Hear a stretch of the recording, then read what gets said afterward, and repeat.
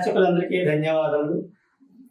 చాటల్ media education ద్వారా మనకు తెలుగు భాషలో అనేక అంశాలను నేర్చుకోవాలనే కోరిక కలిగినటువంటి ప్రేక్షకులు లేదా విద్యార్థులు లేదా కాంపిటేటివ్ ఎగ్జామ్ ప్రిపేర్ అవుతున్న ప్రతి ఒక్కరికి చాటల్ మీడియా ఎడ్యుకేషన్ తరపు నుంచి తెలుగు భాషకు సంబంధించినటువంటి అనేక అంశాలను ఈ వీడియోల ద్వారా మీకు అందించాలనే సత్సంకల్పంతో చాటల్ మీడియా మన ముందుకు వచ్చింది. సో ఈ వీడియోలను చూడాలనుకునే ప్రతి ఒక్కరు చాటల్ మీడియా ఎడ్యుకేషన్ ఛానల్ను సబ్స్క్రైబ్ చేసుకోవాల్సిందిగా కోరుతున్నాం. ఈనాడు మనం తెలుసుకోబోయే అంశం తెలుగు భాషలో ప్రధానమైనటువంటి అంశం ఏంటంటే భాషా కౌశలాలు. భాషా కౌశలాలను ఎందుకు నేర్చుకోవాలి? అసలు ముందుగా భాష అంటే అర్థం ఏమిటి? భాష అంటే according to Telugu methodology text book భాష అనేది మానవుడికి ఎలా ఉపయోగపడుతుందంటే మనసులో ఉన్నటువంటి భావాలను ఎదుటి వ్యక్తికి తెలియపరచడానికి మానవుడికి లేదా ఏ జీవికైనా భాష అనేది అవసరం అవుతుంది. అందుకనే భాషింపబడేది భాష అన్నారు. కాబట్టి ఆ భాష అనేటువంటిది మానవుడి యొక్క మనసులో భావాలను వ్యక్తం చేయడానికి ఉపయోగపడుతుంది. అలాగే ఆలోచింపజేయడానికి కూడా భాష ఉపయోగపడుతుంది. ఎవరైనా భాష వలన ఉపయోగం ఏమిటని అడిగితే ఈ రెండు అంశాలు మీరు నిర్ఘాటంగా చెప్పొచ్చు. ఏమిటట? మానవుడి యొక్క మనసులోని భావాలను ఎదుటివారికి వ్యక్తం చేయడానికి భాష అవసరం అవుతుంది. అలాగే మానవుడి యొక్క ఆలోచనను ప్రేరేపించడానికి లేదా ఆలోచింపజేయగలిగే శక్తిని భాష కలిగిస్తుంది మనకి. అందువలన భాషలో ఉన్నటువంటి కౌశలాలను గురించి మనం తప్పనిసరిగా నేర్చుకోవాల్సిన అవసరం ఉంది. అయితే భాషా కౌశలాలకు వచ్చేస్తున్నాం. భాషా కౌశలాలు 4 ఉంటాయి.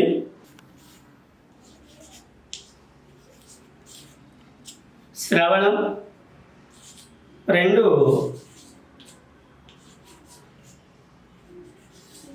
భాషణం, 3 పఠనం, 4 లేఖనం. శ్రవణం అనగా వినడం.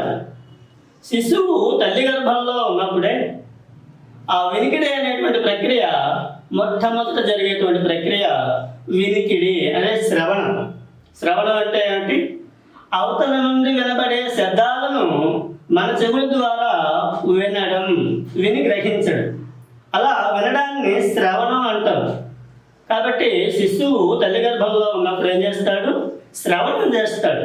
కాబట్టి భాషా కౌశలాల్లో మొట్టమొదటి ప్రక్రియ ఏమిటంటే శ్రవణం.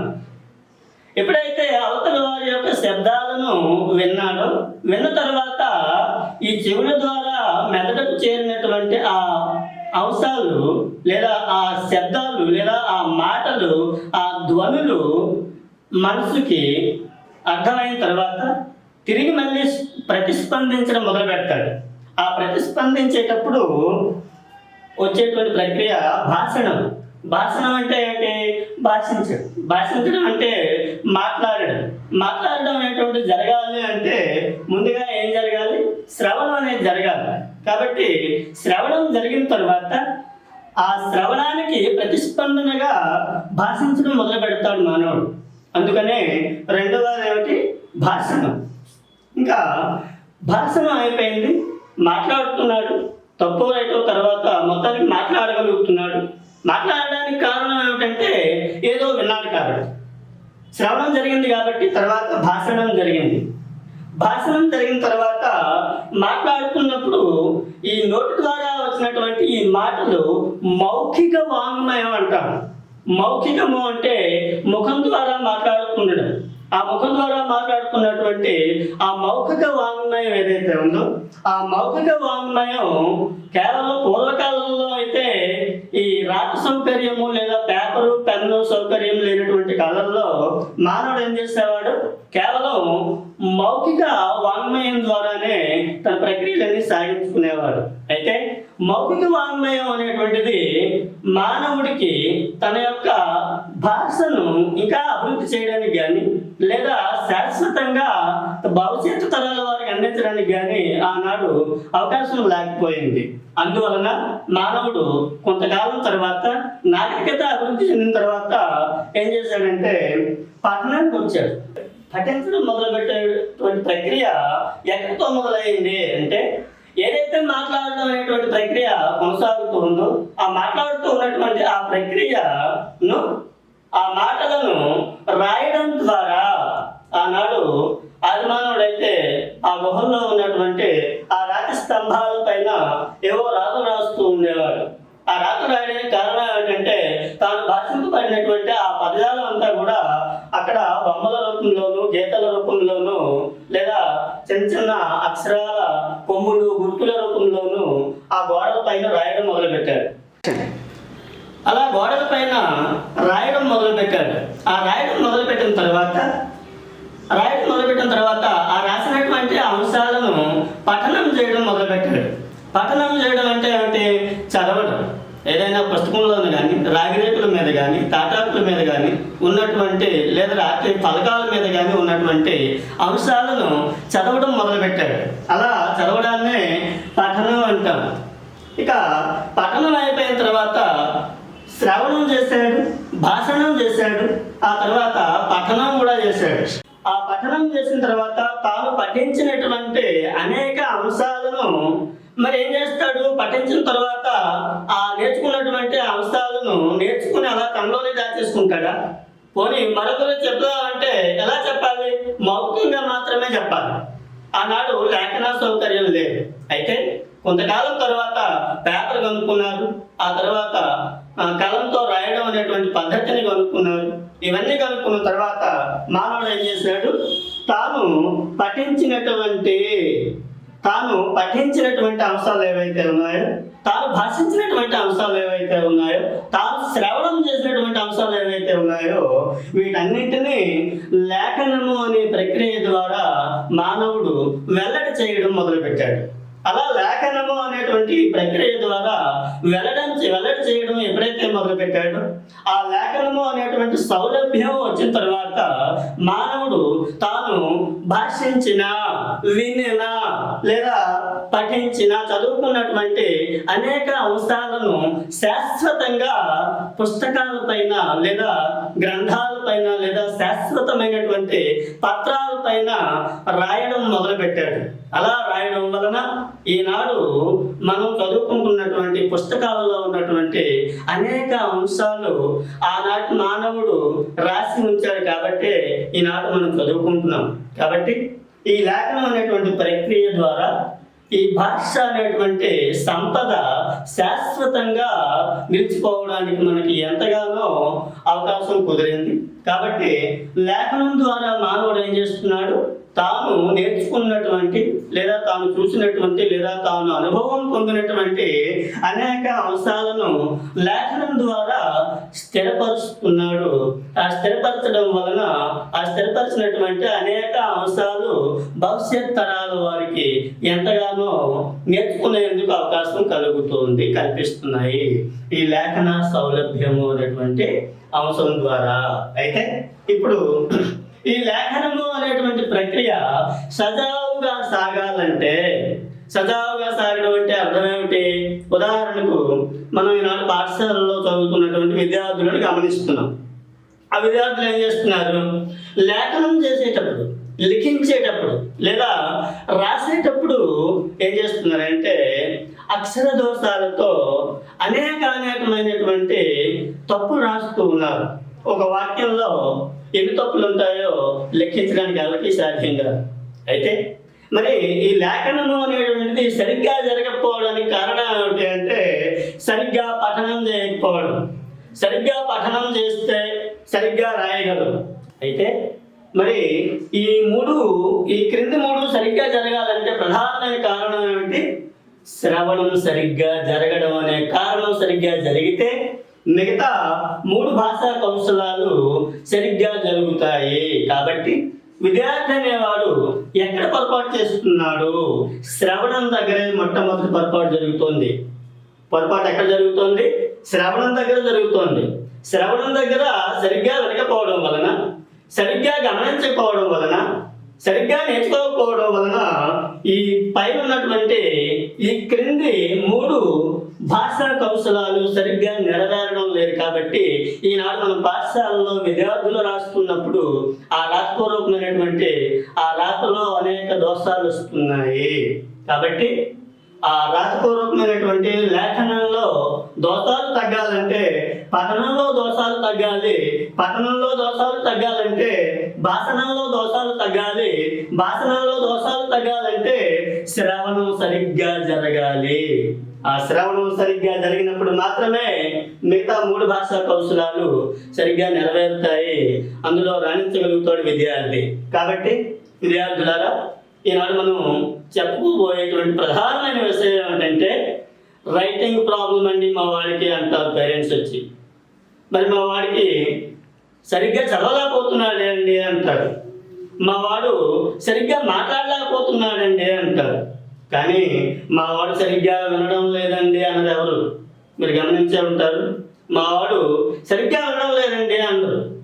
తల్లిదండ్రులు చెప్తున్నప్పుడు కానీ, పెద్దలు మాట్లాడుతున్నప్పుడు కానీ, సమాజంలో ఉన్నటువంటి ఇతరులు ఎవరైనా మాట్లాడుతున్నప్పుడు కానీ, లేదా పాఠశాలలో మాస్టర్ పాఠం చెబుతున్నప్పుడు కానీ సరిగ్గా వినడం లేదండి మా వాడు, దానికి ఏం చేయాలని అడగరు.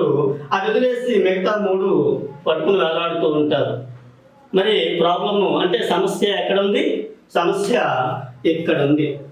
మరి సమస్య ఎక్కడైతే ఉందో అక్కడే ఏం చేయాలి? సమస్య నిర్మూలన కార్యక్రమం జరగాలి. సమస్య నిర్మూలన కార్యక్రమం జరగాలంటే ఏం చేయాలి? శ్రవణం మీద చక్కగా దృష్టి పెట్టాలి. ఆ శ్రవణం మీద చక్కగా దృష్టి పెట్టగలిగితే మిగతా 3 భాషా కౌశలాలు చాలా సునాయాసంగా అద్భుతంగా నెరవేరడం జరుగుతుంది. కాబట్టి విద్యార్థులారా, మనం ఏదైనా ఒక విషయాన్ని నేర్చుకునేటప్పుడు చాలా సూక్ష్మంగా, పరిశీలనగా, అత్యంత ఆసక్తిగా గమనించగలగాలి. దీనికి ఒక ఎగ్జాంపుల్ చెప్తాను మీకు. మనం సినిమాకి వెళ్తాం. సినిమాకి వెళ్ళేటప్పుడు సినిమా హాల్లో ప్రవేశించిన తర్వాత కూర్చుంటాం. కూర్చున్న తర్వాత సినిమా మొదలైన తర్వాత ఆ సినిమాలో మనకు నచ్చినటువంటి, మన మనసును రంజింపజేసేటువంటి అనేక ఆసక్తికరమైనటువంటి అంశాలు వస్తూ ఉంటాయి. ఆ ఆసక్తికరమైన అంశాలు వస్తున్నప్పుడు చాలా జాగ్రత్తగా, సూక్ష్మంగా పరిశీలిస్తూ చాలా నిశ్శబ్దంగా వింటాం. పక్కవాడు వస్తుంటాడు, గేలు చేస్తుంటాడు, గోల పెడుతుంటాడు, కేకలేస్తుంటాడు. వాడు ఇష్టం వచ్చినట్టు ప్రవర్తించినా సరే ఆ శబ్దాలేవి మన చెవిదాకా రావు. ఒకవేళ చెవిదాకా వచ్చినా ఈ లోపల వరకు వెళ్ళవు.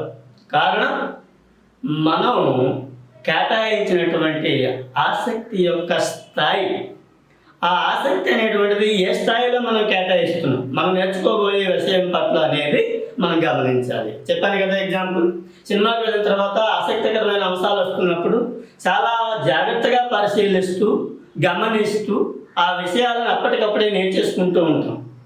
అప్పటికప్పుడే నేర్చుకోవడానికి గల కారణం ఏమిటి? దృశ్యం. ఆ దృశ్యం అనేటువంటి ఆ ప్రక్రియ సాగుతున్నంతసేపు కూడా చాలా ఆసక్తికరంగా ఆ దృశ్యాలు మన కంటికి చూపిస్తారు వాళ్ళు.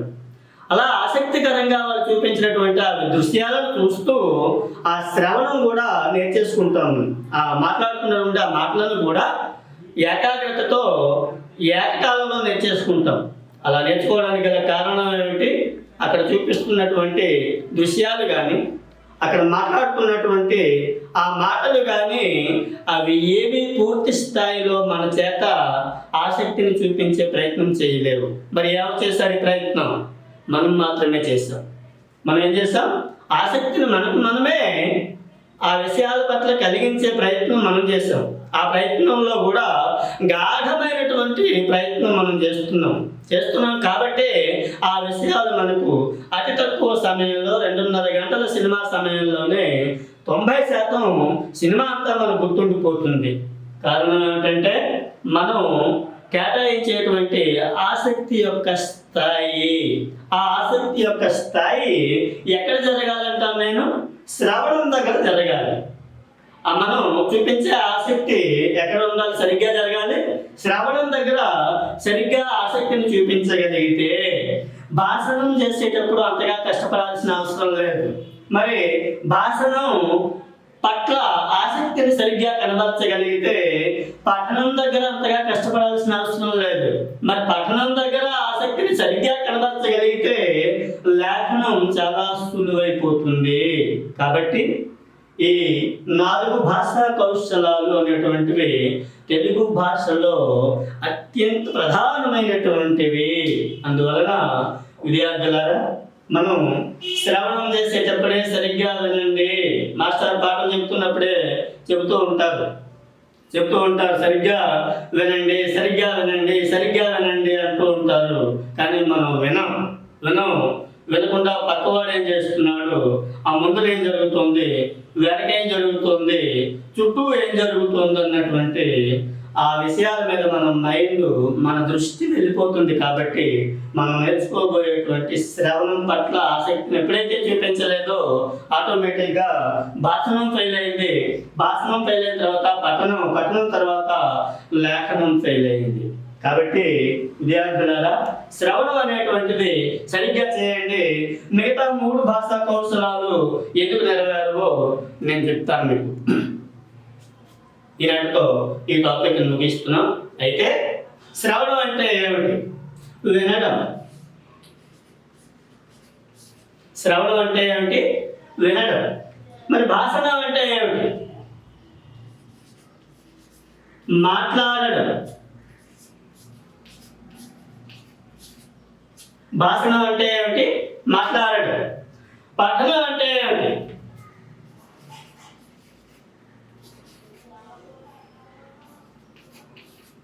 చదవడం.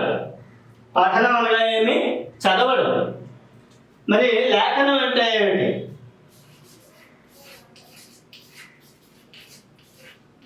రాయడం. లేఖనం అనగా ఏమి? రాయడం.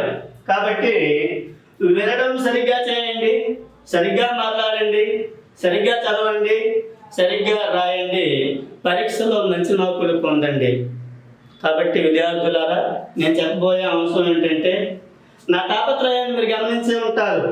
విద్యార్థి సరిగ్గా వెళ్ళలేకపోతున్నాడు కాబట్టి మిగతా 3 కౌశలాలు సరిగ్గా జరగడం లేదనేది ప్రతి ఉపాధ్యాయుల యొక్క, ప్రతి తల్లిదండ్రుల యొక్క తాపత్రయం. ఇది మీరు గమనించాల్సినటువంటి అత్యంత ప్రధానమైనటువంటి విషయం. తెలుగు భాష అభిమానులందరికీ, అలాగే విద్యార్థులందరికీ ఈనాడు మనం చెప్పుకున్నటువంటి భాషా కౌశలాలు అనేటువంటి పాఠం బాగా అర్థమైందని అనుకుంటాను. ఒకవేళ ఏమైనా సందేహాలు ఉంటే కింద నా డిస్క్రిప్షన్లో నేను నంబర్ ఇస్తాను, మెసేజ్ పెట్టవచ్చు, కాల్ చేయొచ్చు. అలాగే చేతన్ మీడియా ఎడ్యుకేషన్ ఛానల్ని ఎవరైనా ఇప్పటివరకు సబ్స్క్రైబ్ చేసుకోకపోతే సబ్స్క్రైబ్ చేసుకోండి. మరిన్ని ఆసక్తికరమైనటువంటి వీడియోస్ మీకు అందించడానికి మేము ఎల్లప్పుడూ సిద్ధంగా ఉంటాం. అలాగే మరి చేతన్ మీడియాలో కేవలం ఎడ్యుకేషనే కాకుండా చదువుతో పాటు ఇంకా వినోద కార్యక్రమాలు, ఆటలు, పాటలు వగైరా అనేక అంశాలను చేతన్ మీడియా మీకు అందిస్తోంది. కాబట్టి ఈ చేతన్ మీడియా అనే ఛానల్ను కూడా మీరు సబ్స్క్రైబ్ చేసుకోవాల్సిందిగా కోరుతున్నాం. ధన్యవాదాలు.